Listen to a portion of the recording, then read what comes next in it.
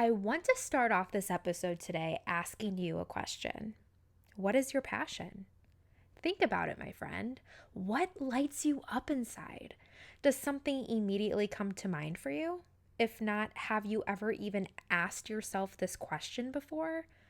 I truly believe most of us have something that we are passionate about, and it's up to us to become curious and explore what that may be. Today's story is about a young woman who is exploring her passion fearlessly. India Dupriez discovered at the age of 12 that she had a passion for music, specifically singing. Instead of telling herself, oh, one day I will get to live my passion, India decided that she was going to roll up her sleeves and put in the hard work to make her dream a reality. And oh boy, is she doing just that. This is India's single, Know Me.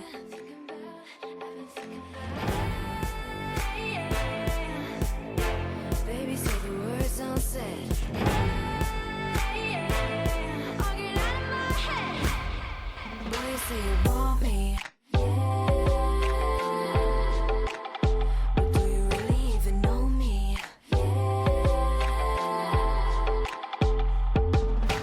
I don't wanna waste my time right now. Boy, you say you want me. But do you really even know me? I believe India's story is crucial for everyone to hear because this is not a story of follow your passion and life will be easy and fun. No way. Instead, this is a story of sacrifice, determination, and unending persistence. This is what real life looks like when you decide to take the risk and follow that dream. Oftentimes, it's so easy for us to look at famous singers and only see the fame and fortune. We rarely get to see all of the sweat and tears that went into that success. But today, you'll get a glimpse of that through India's story. India is getting raw and transparent with what it truly takes to go after your dream.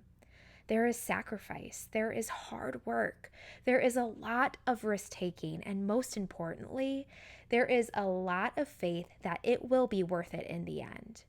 This is not a story of light at the end of the tunnel because truthfully, India is still at the beginning of that tunnel. But aren't we all? Aren't we all still trying to find our way? Today's story is about the messy action, the uncertainties, and the faith that goes into following your passion. Today's story is about fearlessly embracing the journey while not knowing what awaits you in the end. You're listening to the Cultivating Curiosity podcast, and this is the story of India Dupriez. State your name and what you do. My name is India Dupriez, and I am a musician from the Gold Coast, Australia. Awesome. So before music entered your life, India, what would you say were your passions? Annoying my siblings, eating. I didn't live a very eventful life before music, but unlike most people, music entered my life at the age of 12 instead of from the really, really young age. And it sort of just came from a lot of boredom, inside the house. And my mum was like, there's a musical happening locally. You should try out for it because you've got nothing else to do. So we went down and I auditioned and I sung a Kermit the Frog song. I sung a Kermit the Frog song. For some reason, I thought that was a good idea. And they were like, that's not half bad. And I sort of just started doing lessons from there. So it entered my age at about 12. That is really interesting because, like you said, most musicians that you hear telling their story, they're like, oh, I've been singing since I was 2 years old. And I think it's so interesting that you have this beautiful gift and you didn't discover it till you were 12. That's a long time to go without expressing yourself musically. Yeah, I mean, I had no idea. None at all. Wow. So what made music different? You said that you got that positive feedback that first time you sang, but as you started to dive into music and take more lessons, what made music different than any of the other activities you had taken part of until then? I believe that music could express things that I didn't know how to put into words. And a lot of the time, like even from a young age, I was quite an internal person. I could reflect on myself and I was sort of in my own head a lot of the time. And I didn't really express a lot of how I was feeling. So I feel like through music, it gave me an easier expressive outlet.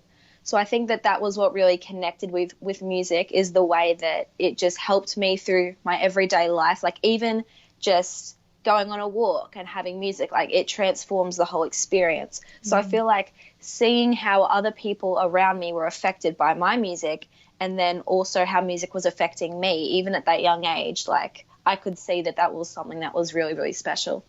That's so great. So, what would you say now that you've experienced music for something so much more than what a lot of people experience music as, which is just like listening to it through their headphones on a walk? Like you have such this deep connection and relationship with music. It's obvious to say you have a passion for it, right? So what would you say is your definition of passion now that you have firsthand experience of it with music? Well, I think if we're going to talk about passion, something that's really important to mention is the fact that I left school in year 10 and, you know, my parents are very much like, you know, you graduate and then there's a way that it usually goes. But for me, like I just knew in my bones, in my soul, that that wasn't the right space for me. So it wasn't like I dropped out of school. I continued studying, but instead of just normal school curriculum, I was studying music and all different forms of music and different ways to make music and to produce it and upload it. And just so it took a lot of passion and a lot of my parents seeing that passion and seeing that, like, I knew in my bones that this was the path for me. So I think if I hadn't have had that passion back then there's no way I would be here now. So like I've always just known that it was like somehow, somewhere, that was how my life was meant to go. So I think that passion is just something where if you have it, you know. Yeah. And you can see when other people have it, because it's all that consumes them. It's all that consumes their energy. It's just like that drive that people do without thinking towards one thing. I feel like that's what my drive was. It was just knowing, okay, I know that my life is going to end up in C, but how do I get there? How do I navigate that? How do I work so that my dreams can become a reality? That's sort of how I would describe passion. I love that. That's a beautiful description. And something that I read online about you, you describe music as love and passion through sound. And I thought that was so beautifully said, especially for such a young woman like yourself. Like you truly do, you were meant to be on this earth to express music. And that is so exciting. And I'm so happy and honored to be sharing your story. So acting on passion, like you said, you knew from a young age, like in your bones, this is what I'm meant to do. And a lot of people have passion. I personally believe that everybody was put on this earth to do something, right? And everyone is naturally interested in something, but not enough people act on that passion. And from a young age, you took those steps that you needed to get to where you are today. So, India, why don't you walk me through those steps? Give me a little bit of a snapshot of the last few years of your life, of all the steps you've had to take in and all the sacrifices you've had to make to get to where you are today. Okay, well, I think there are a couple different layers of sacrifices and different like steps that it took. Like on a base level, when I was younger, it was more so like, oh, I can't go see my friends on the weekend because I've got a gig. I can't, you know, go to this person's birthday party or go to this school excursion, or just little things like that, because from the age of 12, you know, I was doing lots of gigs weekly. I had different responsibilities and I had all these different things. So for me at that age, I was like, wow, this sucks. Like, I don't want to do it. But then again, I was like 12. So, but looking back, I'm glad that I was pushed to do those things, because again, I wouldn't be where I am today without it. And I realized that those are things that like I don't need to experience. Like I can experience those things like 10 years in the future. Like right now is the prime time. But I think it's also important to mention the fact that my family doesn't come from a lot of money. We don't, but they're very, very hard workers. And my mum works her ass off every single day so that she can support us kids. And she's, you know, spending her days at work because she's a nurse. In between patients, she's like, oh, I have to find this gig and then send this to this person and this to this person. So she's so busy. But my family has definitely sacrificed a lot of effort and time for this. But I think that like they would do it without thinking because they believe in me and they believe in the power that I have through my voice and through music. And I have definitely, I've spent a lot of time with music. I think that for a lot of people, like they go to work and then they go home and then they live the rest of their life. For me, music is 24/7. Like, because, you know, it's just my voice, like, and I'm talking all the time, but instead of talking, I'm singing and I'm practicing this and I'm warming up for this and I'm writing this. And so I think that it consumes a lot of my time, and in a way I'm sacrificing everything because I can't even like give you a number of how many people in the world, even at the young age of like 6 and 7, all the girls, they want to be a singer, they want to be a dancer, they want to be all these different things, but it's such a small majority of people that actually go for it because they believe that it's not achievable.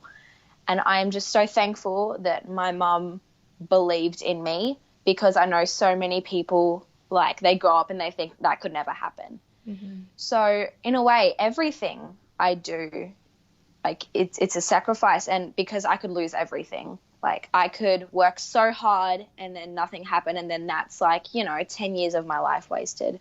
But I still wouldn't be seeing it as wasted because, like, I was doing what I felt and what I loved. Mm-hmm. And so although there's been a lot of sacrifices, I believe that I've helped people, and that makes everything worthwhile for me. So absolutely. Yeah. I mean, there is a lot of uncertainty wrapped around chasing your dream and following that passion that lights your soul on fire. And I think you touched on a really beautiful point, that it is so crucial to have a support system in your life, whether it's your mom. She sounds like an amazing woman, whether it's your dad or your brother or your boyfriend or your best friend, just to have someone that truly believes in you and helps you chase that passion on those really hard days when you doubt yourself and question, where is this going to go? Is this even going to be worth it in the end? It's those supporters that get you through those hard days. I think that's so great. I've been very, very blessed with a handful of people in my life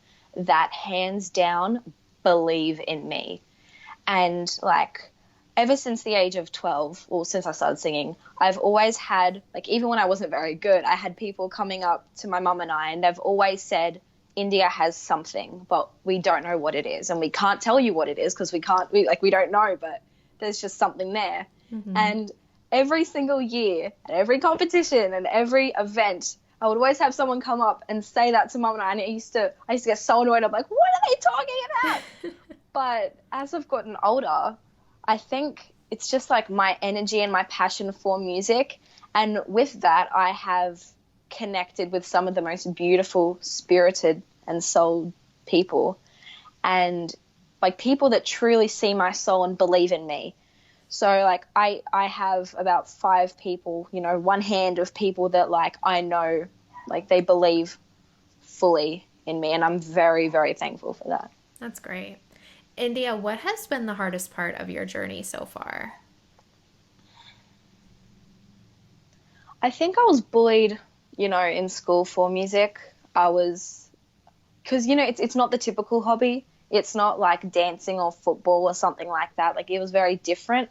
And especially like when kids aren't old enough to sort of realize that. Like, I did get picked on quite a bit for singing, and that was really hard for me then. But what I think is hard for me now is feeling like maybe I can't do this sometimes. Like, feeling like, okay, I've worked so hard, but what if it goes nowhere? And then that's, you know, my mum's time wasted, and all these people that believed in me, like, what if I'm letting them all down? all these people that have invested so much time and energy into trying to help me, like, what if they're like disappointed in me that I'm not fulfilling what everyone believed that I could? I think that got to me a lot. But I feel like at the moment specifically, I'm struggling with the fact that, 2020 hasn't been the best, but I feel like I'm wasting this year. Like, I feel like I could be more productive. I feel like there's a lot more that I could be doing, but I'm stuck at home. But it's also a really unique opportunity to like get to know people more and, really take some time to self-reflect. So I think that there are some positives and some negatives, but at the moment, what's getting to me a little bit is I feel like right now, because I just turned 17 a month or so ago, and I feel like this year there's so much that I could be doing, but it's sort of limiting my growth a little bit. Yeah. And stunting it. Yeah. Well, I want you to know that you are still so young. Like, I truly almost fell out of my chair when I realized that you were only 17 years old. So you have made so much headway so far in your short lifetime. And I know that you are going to go places, India. And like you said, I want you to take this time to self-reflect, because when will you ever get this amount of time again to really figure out, okay, this is what I want from my life, and to really set a game plan up for yourself so that when life gets back to normal, you can act out that game plan. And just know that you are where you're meant to be in this moment. And I know that you're also a believer in everything happens for a reason. And just know that where you are right now, it doesn't make sense now, but looking back, it will. Yeah, I completely agree with you. And I think that that's a really, really good thing for people to remember, is that, like, when are we going to get this much time again? A lot of people, like, they're like, I don't have the time to do this. I don't have the time to do this. But now, like, we've got so much time. It's like, maybe catch up on those books that you wanted to read. Yeah. Go and speak to that person that you lost a couple years ago. Like, just do those things that you always have that excuse in your mind, I don't have the time to do, I'm too busy. Now you're not. Now you've got all the time in the world, well, for a lot of people. So, yeah, I think that's something I should definitely take into account, and so should everyone else at home. I think that it's important to remember that, like, this is such a unique opportunity for you to get closer with family members at home. Even though you might want to bite their head off, it's still, a good chance to try. And I think that it's a really, really unique opportunity, but you can make it into such a positive thing amongst all the negative. Absolutely. And I think it's so important in the midst of that negative to really remember your why, to remember, why did I start this in the first place? And I want to know your why. I have a feeling I know the answer, but I want to hear it again. What, on these hard days when you don't know if you're on the right path and you're doubting yourself, what is that voice in your head that keeps you going? The fact that I can save people and help people. That's always going to be my why. My why is also my mum and the people around me that believe in me. But at the end of the day, the core is helping and healing people and being a source of happiness for other people through something that means so much to me. So I get to wake up, and although, like, it's a stressful industry and there's a lot of pressure, but, I get to wake up every day and love what I do. And I think that that's something that a lot of people can't say, and I'm very thankful that I can, especially at this age, that I've been blessed with, so many amazing opportunities already. I'm very, very thankful for that. But yeah, my why is definitely my love for everybody and wanting to help as many people as possible. It's awesome. You have such a beautiful soul, India. Thank you. I want to go back in time to the moment that you exposed yourself to the world as a musician for the very first time. I'm sure that was filled. I know, I see it in your face. Like, I'm sure that was filled with so much fear, doubt, anxiety, especially since you got bullied as a child for your music. What was that moment like? Take me through all the emotions, all the feels. So my mom's very much like a Facebook mom. She's like, "Oh, my kid does this. Oh, my kid does this. Oh my." So she would just like post everything. Like if I'm at a gig at like an Easter show, she's like, "Oh." If I'm singing with some random child at like busking, she's like, "Oh." So she would just like post all this stuff. And in my mind at school, I'm like, "What? I'm not a singer. I don't know what you're talking about. No, no." And so she was just like posting these videos, and I'd have people run up to me at school and they're like, "Haha, look, this is you." And I'm like, "Oh my God." And every single time I would ask my mom, I'm like, "Mom, take these down." She's like, "No, I'm proud." And then she just keep posting them. It's like you can't stop a mama from doing what a I mama know, does. I know. Even to this day, I'm like, "Mom, you can't post that, Mom." But I think that it sort of forced me to deal with it, which I'm thankful for. And yeah, it was a weird time. I think that I was just insecure. Like I didn't believe that I was very good. It was just something that I was doing. So, and obviously, you know, kids are going to be kids. They were just like making fun of me for it. And so I didn't want to, because I was embarrassed of it, it would affect me so much when someone brought it up or anything like that. And then even when I got to high school, like people would make fun of me still. And to be completely honest, the only time I really started posting singing videos and really embracing that side of myself was when I left school. Like, I feel like obviously people at that point had calmed down a bit. Like, they knew I was a singer, but a lot of people like didn't really understand it very much. But I believe that now, like ever since I left school and I realized I don't have to deal with these people every single day, like I can just sort of do what I want to do. And I don't have to, you know, read the comments. I don't have to, you know, focus on the negativity anymore. And I don't have to deal with that like face to face. I just realized like doesn't matter. I used to like watch videos like 100 times before I posted them. I'm like, hate that. Hate that. Because I'm a perfectionist and like pick up those things. But what I'm trying to train myself to do is to not think twice. I'm like, okay, and then just post it so that I can just get more things out. And that sort of limited me a little bit from expressing as much as I'd like to, because I feel like I was just like I was really, really scarce with what I was releasing. And I feel like I had so much more to give. So now I'm just trying to, you know, show people who I am a little bit and try and release more so that people get to understand me and my soul. So that's what I'm trying to do at the moment. I'm just trying to, not think twice about things and just release it.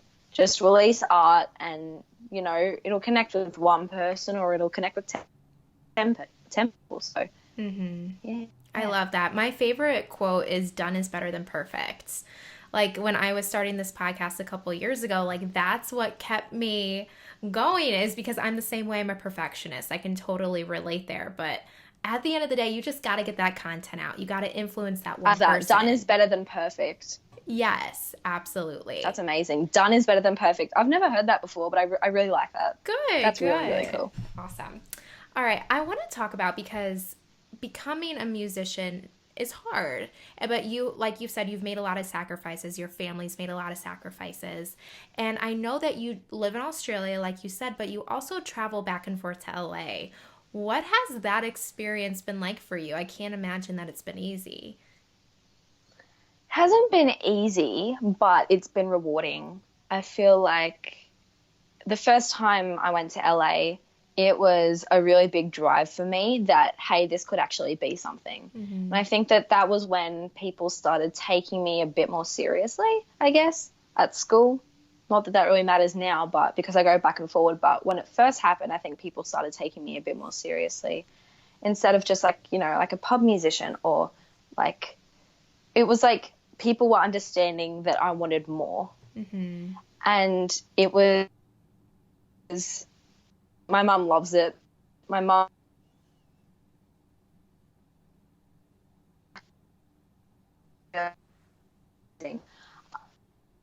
I mean, America's insane. Australia made me realize a lot. I mean, deep fried Oreos, just Oof. random stuff. Yeah. You know, 99-cent store, just random, Yep. just random stuff. I'm like, I can't believe people live here. And Welcome people to the aren't here like USA. I know. It blows my mind. Yeah. It was like, what is that? Why is that person on a scooter? What? And it's just really, and then there's like someone like on a horse and carriage just riding down the road. Yep. And then there's like a car that drives past like with no doors, and it's like, huh? Yep. What? You're not in Kansas anymore, girlfriend. No.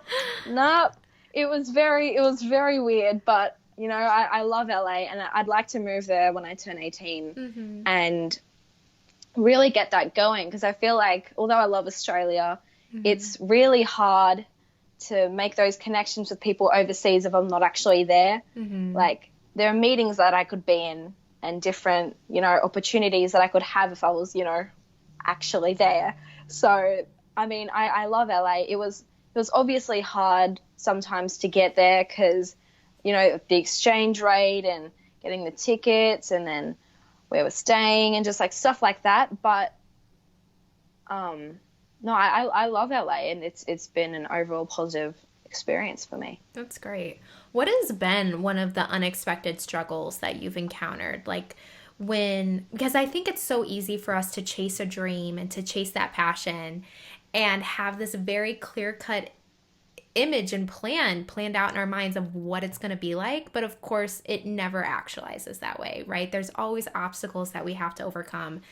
And once you made that big step and you started traveling back and forth to LA, what would you say is that one unexpected struggle that you encountered, and what did you learn from that experience?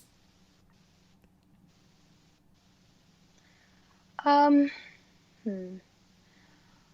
think there's like a lot of like tiny struggles. I mean, when I went over last to LA, I went by myself, and I had like money that I'd saved, but I didn't realize like how far that would actually go. So I was living off like a bag of grapes and like peanut butter for like a week. That actually sounds delicious in a very weird way. It kind of worked. Yeah. But for breakfast, lunch, and dinner, every day, no, I couldn't handle it. But I feel like, and my trip was cut short for just like random reasons, but I feel like, I guess it's just kind of hard to adjust to different settings and to sort of get comfortable, because there are so many different changes like compared to home. I guess it was hard to, I mean, obviously like I'm walking around a neighborhood I don't know. It's not like, and if I get stuck somewhere or my phone runs out and I need to get home somewhere, it's not like I know anybody or I really know anything, because like even just the way of life and the way people interact and everything, that's kind of a weird barrier. Well, it was for me when I was going over, because, you know, Aussies, a lot of American people think they were actually quite rude, but we just have like an interesting sense of humor. So I'm kind of scared to talk to people because I'm scared that they think we're rude. Oh my gosh. You are I feel the furthest thing from rude, India. I would hope so. I would hope so. But yeah, just little things like that, like barriers in that way, just like cultural stuff, and just figuring all that out. Yeah, I can see that. I mean, as you expose yourself more to it, it's going to get easier and easier. And it's so awesome that you're getting to expose yourself to different cultures at such a young age. It's really an awesome opportunity. I want to go back to the moment because, like I told you before we started recording, I'm obsessed with your single Know Me, which I'm actually going to be playing a clip of it in the intro of this episode. And it is such a great song. What was that moment like for you, being in the recording studio, making the music video? I mean, you've worked so hard to get to that point, and I can only imagine, like, being in that recording studio, you felt like you were at the top of the mountain. You did it, right? What was that experience like for you? The people that I recorded that song with, I think, like they at the time they were like that was like the coolest thing since sliced bread. I was like, these are the coolest people I've ever seen. Like they've done so many cool songs, and it was just like a step up from everything I've ever done before. Like they had this big beautiful studio, and my manager was there, my mum was there, and we were just like creating really, really cool music. And that was the first song I'd ever made. And I was so excited. I remember they were like going through a couple samples, and we picked one out and we wrote off it. And it when I heard it back, like when I heard the quality of the track, and like even this was a couple years ago, like I thought it was so next level. I was so excited about it, and I was lucky enough to release it and record a music video for it. That was really, really exciting for me because I've never been in like that sort of environment, and I did that in LA. So that was really, really exciting for me.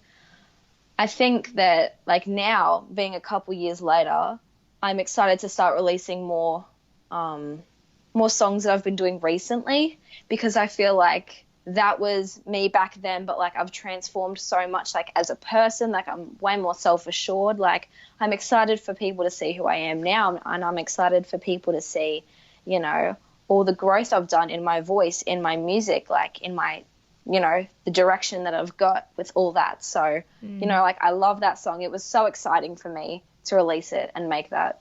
And you're right, I did feel like I was on top of the mountain. I'm like, yeah, so excited. Of course, which you should feel. I mean, you worked so hard to get there, and it really is such a great song. And I'm so happy that you have grown so much over these last couple years. Like you said, you're more self-assured. I love that.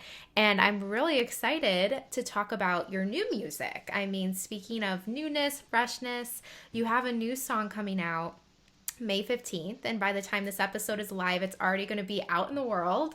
That's so exciting. India, why don't you tell us a little bit about your new song? What's its name? What's it about? All that stuff. So my song's name is How, and it is my baby. It is my child. I love this song with all of my being, and I'm so excited for people to hear it. I think that, it's a lot more mature. It's a lot more me. It's like, it's a bit darker, and it's not like happy chappy. Mm-hmm. It's more dark and driven, and I'm so excited for people to hear it. I feel like it's me now, even though, I did that song, a while back. It's still like, it expresses who I am today. And I feel like I love the song. I listen to it all the time. I'm like, yeah, I'm so excited for it. And I am going to be doing a music video for this song as well. Cool. But with the, COVID-19 at the moment, it's making things a bit hard, like with the restrictions with the government and all that sort of thing. But that's definitely down the line as well. And I'm really, really excited for the song to come out finally. Oh, I cannot wait to listen to it. Where can people listen to your music and find you on the internet? All streaming platforms, all social medias. I'm not the best at Twitter, but I'm getting there. I'm still figuring it all out. But Facebook, Instagram, and then when my song comes out, Spotify, Apple Music, different platforms like that. So whatever you've got, you can hear it. And it's called How, right? How. All right, guys, you heard it here first. India, this has been such an honor. Before I let you go today and start your day, it's literally 8:30 in the morning in Australia, and it is 6:30 here at night in New Jersey. Before I let you go, I want to touch on a few remaining questions that I have for you about passion, and I have one remaining question for you at the end of the show. So for people listening that are so inspired by you, because I know everybody listening is going to be inspired by your story, and they want to know, okay, I want that passion India has. I need that, but they don't really know what that is. What would you tell that person listening? I feel like if you're still young and, around like teenage years and that sort of thing, I feel like this is me from young person to young person. you still have so much time. Even though I'm sitting here like, I have no time, you actually have so much time to figure things out. Yeah. And really, like, you're not expected to know. You know, the reason that you're even at school and doing all these subjects is so that you can try different things and see where your passion, you know, resides. So I feel like what I would say to everyone in a big, broad statement is that you should try a whole bunch of different things. And, you know, if it's not for you, it's not for you, but you might just find something completely random like music was for me, and feel that drive for it and feel like I want to wake up and I want to do this. I want to wake up and I want to do this, you know, whether that's, you know, golf or something random like movie making, or just like little things that people want to do when they're younger, but they don't ever really follow through with. So I feel like maybe if you were little and you wanted, you know, to study animals and that sort of thing, it's like maybe take a look at that. Or I think just try different things and don't limit yourself from what you think's possible. I think just try a whole bunch of different things and sort of see, you know, what resides with you and what connects you to that thing. I love this. And this COVID-19 experience, as crazy of a time and scary of a time it is now, this extra time is allowing you to explore those things like we briefly touched on in the beginning of the show. It's giving you that time to really dive into those projects that was always surrounded with that excuse of I don't have enough time. Now you do have that time. So explore those natural curiosities within yourself. Now, to the person who's listening that says, I know what I want to do with my life.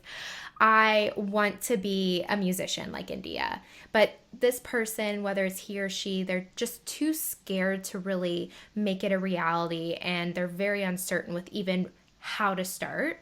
What would you say to that person? I feel like I don't want to be this person, but social media today is so important and helpful for so many different people's careers. And I feel like the industry now is so inclusive. It's obviously not all the way there yet, but with artists of, you know, different body shapes, different sizes, different, you know, races, like there's so much inclusivity. And it's not just like, you know, blonde hair, blue eyes, like it's not the typical, like this is what you have to do anymore. Like everybody has a chance. And at the end of the day, now it's about your voice and it's about your gift and your passion. And I feel like if you've got that and you have a dream of that, then that's something you could always work towards. I think music helps everybody. So even if you know, spend an hour a week just like recording a singing video for yourself, like even if you upload it just as a reflection for yourself, like you can help so many people and also have a chance at succeeding in what you want to do. Mm-hmm. So I think that, like, yeah, I'd say go for it. I think that obviously it's very scary because there are so many things that could go wrong, but at the end of the day, it's like you're helping so many people, and like music connects so many different cultures and ages. Like music is very universal. It's for everybody. Like even some animals and like babies in the womb, like every form of life reacts to music. And I think that if that's something that you want to go for, like maybe don't focus on it as like I want to be rich and famous, because at the end of the day, like if that's what your drive is, then you're going to find yourself very stunted. Mm-hmm. I feel like if you look deeper into it and you have a passion that's further than, oh, I want to be rich, I want to have money, I want to be famous. I think that if you want to make music because you want to heal people the way the music has healed you, and you've been through experiences that only music can describe, then you can turn that into something magical. I love that. That's a beautiful way to end the show. India, before you go, I need to ask you one of my favorite questions. How do you cultivate curiosity in your life? That's an interesting question. That's actually the name of the podcast show, Cultivating Curiosity. So I ask all my guests. Cultivating Curiosity. Yeah. I've never been stunted on a question before. I take that as a good thing. It is a good thing. You're really making me think here. I don't It's a know. deep question. I mean, everybody that I ask, they always offer up something so different. And that's why I love asking it, because it's such a broad question. Hmm. I think just diving into things. I just have to dive in head first, and Mm-hmm. whatever happens, happens. I think like that's as broad as I can make it. You know, again, everything happens for a reason. So I think if I'm curious about something, I just got to go in head first. And I just Mm-hmm. got to, you know, throw some things at the wall, and if it sticks, it sticks. Yep. That's the best way to be curious, honestly. It's like get curious about something and take action on it too and see what happens. Mhm. Oh, India, you are such a beautiful soul. Thank you so much for coming on the show today. Thank you so much for having me. I'm really honored to be here and to be able to talk with you today and connect with, you know, someone all the way around the world. So I really, really appreciate it. Thank you so much.